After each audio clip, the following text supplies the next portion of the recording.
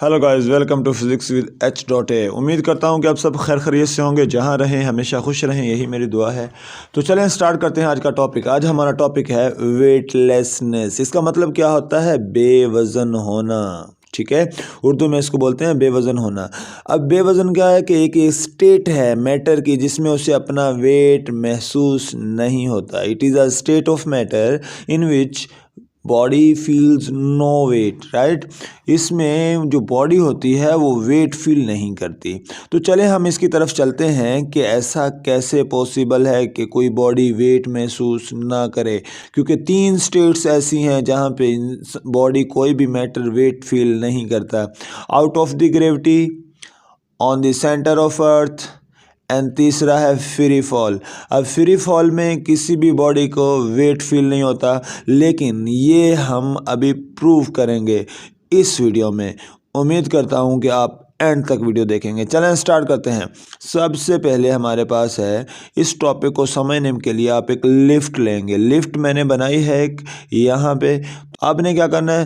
Consider a lift in which a weight measuring machine is hang a mass with this machine। इस problem को समझने के लिए एक छोटा सा सिनेरियो मैं आपको दे रहा हूँ कि मेरे पास लिफ्ट के अंदर मैंने जो लगी हुई थी हुक के साथ ये वॉच, मैंने वेट मेजरिंग मशीन उसको उतार लिया है, उसके साथ मास लगा दिया है। अब देखें बेटा, इसका जो मास होगा वो नीचे को फोर्स लगाएगा, क्योंकि ज़मीन की ग्रेविटी हर मास को अपनी तरफ सेंटर की तरफ खींचती है।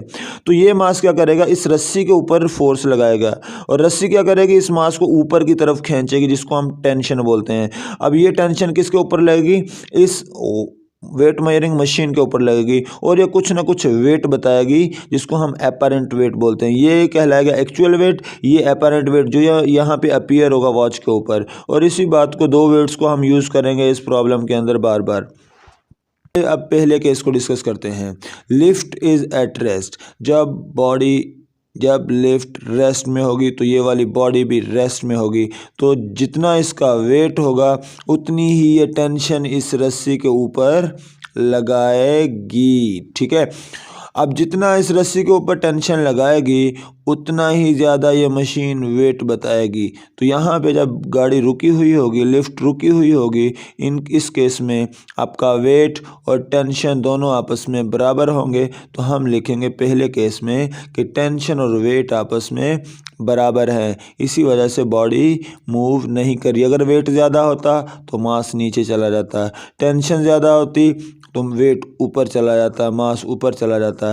तो इस सिनेरियो में जितना इस बॉडी का वेट है उतना ही यहाँ पे अपीयर होगा, इसलिए हम इसको बोलते हैं कि एक्चुअल वेट और एपरेंट वेट आपस में बराबर होंगे। मतलब टेंशन उतनी होगी जितना इसका एक्चुअल वेट होगा, और टेंशन यहाँ पे अपीयर होगी एज ए एपरेंट वेट, जो हमें नज़र आएगी वेटिंग मशीन के ऊपर। उम्मीद है ये क्लियर हो गया होगा। अब आते हैं दूसरे केस के ऊपर। Lift is moving upward. इस केस में लिफ्ट ऊपर जा रही है, इसका मतलब ऊपर जाएगी तो मास भी ऊपर जाएगा। मास ऊपर जा रहा है, इसको मतलब है रस्सी मास को ऊपर खींच रही है। रस्सी ऊपर खींच रही मतलब टेंशन ज़्यादा है। तो टेंशन ज़्यादा है वेट से। यहाँ पे हमने ये बोला अगर टेंशन ऊपर वाली फोर्स ज़्यादा है वो किस पे लगेगी? जाके वेट मेजर करने वाली मशीन पे, और फिर वो ज़्यादा वेट बताएगी। तो इस सिनेरियो को हम बोलेंगे कि टेंशन इस सिनेरियो में जो आपका एपरेंट वेट होगा वो एक्चुअल वेट से ज़्यादा होगा। चलिए अभी चेक करते हैं ऐसा क्यों होगा। तो यहाँ पे टेंशन हम क्या करेंगे? टेंशन ज़्यादा है तो उसमें से वेट को माइनस कर देंगे तो कुछ फोर्स बचेगी। जैसे कि इस रस्सी में लेट्स जब ऊपर जा रही है वेट, टेंशन है 10 न्यूटन और इस बॉडी का वेट है 5 न्यूटन। टेंशन में से हम वेट माइनस करेंगे, 10 में से 5 गए तो 5 बचे। ये जो 5 बचे हैं जिसकी वजह से ये मास ऊपर जा रहा है, इसको बोलते हैं extra force, net force, total force, resultant force.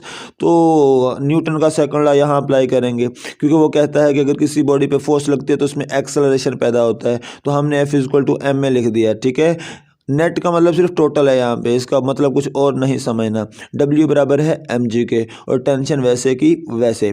अब हम क्या करेंगे? mg को उस साइड पे ले जाएंगे, उधर माइनस का है, इधर आके प्लस का हो जाएगा। फिर इसमें से m कॉमन निकल रहा है तो m कॉमन निकाल लेंगे। अब ये फार्मूला आ गया टेंशन का, m = g + a। इसका मतलब है इस रस्सी के ऊपर जो टेंशन होगी उसमें जो एक्सेलरेशन होगा और जो ग्रेविटेशनल एक्सेलरेशन होगा दोनों ऐड हो जाएंगे। लिफ्ट का एक्सेलरेशन भी और ज़मीन की ग्रेविटी वाला एक्सेलरेशन भी दोनों ऐड होंगे, तो ये जी जो ये वाला 9.8 है, अगर एक्सेलरेशन ये 1 है तो ये कितना हो जाएगा और बढ़ जाएगा 10.8 हो जाएगा। जब 10.8 m से मल्टीप्लाई होगा तो वेट जो ये वैल्यू बताएगी वेट मशीन वो ज़्यादा बताएगी, इसलिए हम कह रहे हैं कि यहाँ पे अपरेंट वेट ज़्यादा होगा एक्चुअल वेट से। अब हम तीसरे केस पे आते हैं। Lift is moving downward, W is greater than tension. इसका मतलब क्या है कि अगर बॉडी नीचे जा रही है, लिफ्ट नीचे जा रही है तो मास भी नीचे जा रहा है। मास नीचे जा रहा है इसका मतलब रस्सी उसको ऊपर खींच नहीं रही, टेंशन उसकी कम हो गई है, वेट ज़्यादा हो गया, वेट ज़्यादा होगा तो वो नीचे जाएगी। तो हमने बोला W is greater than tension, मतलब रस्सी के वेट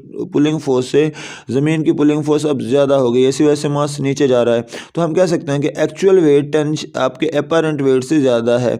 अपरेंट वेट कौन सा है? वो जो मशीन के ऊपर नज़र आएगा हमें। चलें जी, W ज़्यादा है तो उसमें से हम छोटी वैल्यू को माइनस करेंगे तो कुछ बचेगी फोर्स, जिसकी वजह से ये बॉडी नीचे जा रही है। उस फोर्स को हम नेट फोर्स कहते हैं। और इसको अगर हम न्यूटन के सेकंड लॉ से लिखें कि कोई भी एक्स्ट्रा फोर्स लगती है तो उससे एक्सेलरेशन पैदा होता है, तो हमने एफ नेट को ma के बराबर रख दिया। फिर हमने टेंशन को इधर ले आए, उधर से माइनस की टेंशन है, इधर आएगी तो प्लस की हो जाएगी, राइट। और इस तरफ से एम को उस साइड पे ले गए और यहाँ पे ये प्लस का एम है तो उधर जाके ये माइनस का हो जाएगा।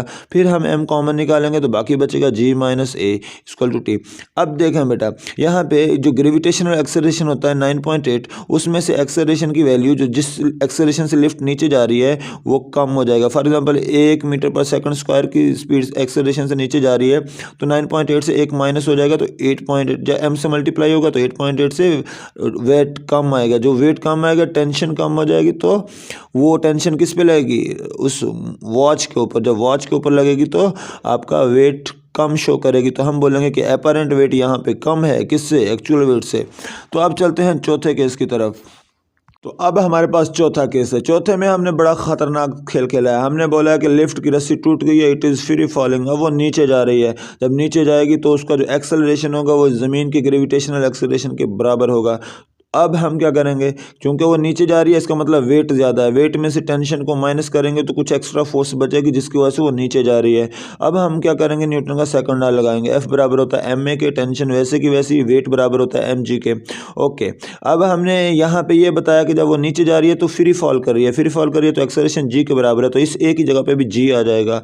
फिर हम क्या करेंगे, नेक्स्ट स्टेप में t को यहाँ पे माइनस की वैल्यू है तो इधर लाएंगे तो प्लस की हो जाएगी, इस mg को उधर ले जाएंगे, उधर जाके ये माइनस का हो जाए। एक mg पहले प्लस का पड़ा है, ये वाला उधर जाके mg माइनस, दोनों कैंसिल हो जाएंगे तो टेंशन आ जाएगी इक्वल टू 0। इसका मतलब है रस्सी के ऊपर अब पुलिंग फोर्स 0 हो गई है। जब उसके ऊपर 0 होगी इसका मतलब वो कोई फोर्स नहीं लगाएगी वेट मेजरिंग मशीन के ऊपर, और वेट मेजरिंग मशीन आपको 0 वैल्यू देगी, 0 आंसर देगी। इसका मतलब वो शो करके देयर इज नो वेट, तो हमारा अपरेंट वेट क्या हो जाएगा? 0। ठीक है।